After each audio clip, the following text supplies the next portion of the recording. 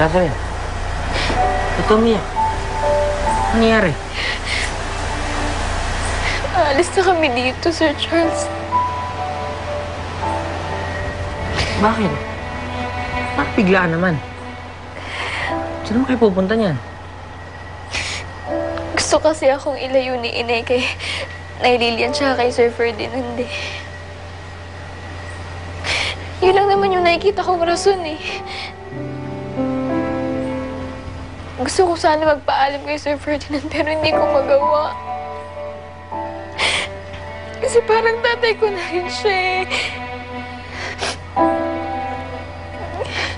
Pakaramdam ko tuloy ngayon parang mawawala na ako ng tatay.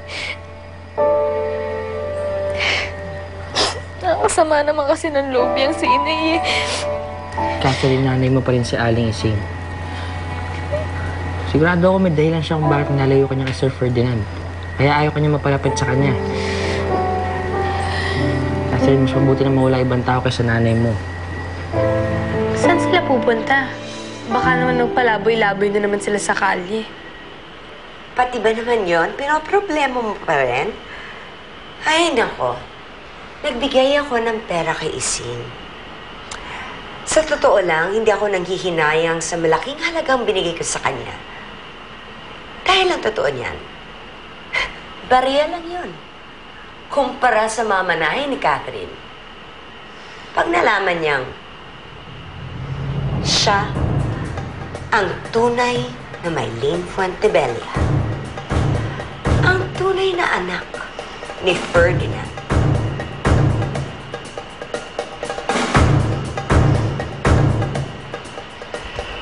Si Catherine, si Mylene Fuentebella. Paano nangyari yun? Kawawang Ferdinand at Catherine. Pero mo magkasama na sila sa isang bubong. Hindi pa rin nila nalaman na mag-ama sila. Sa bagay, nagawa ko naman din paniwalain dati si Ferdinand na si Lilian nga yung nagnakaw sa kanilang anak. Kaya ayun.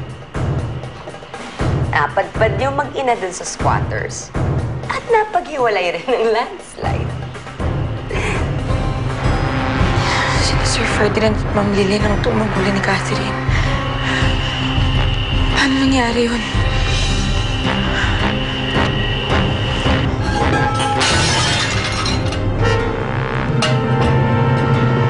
May tao ba dyan?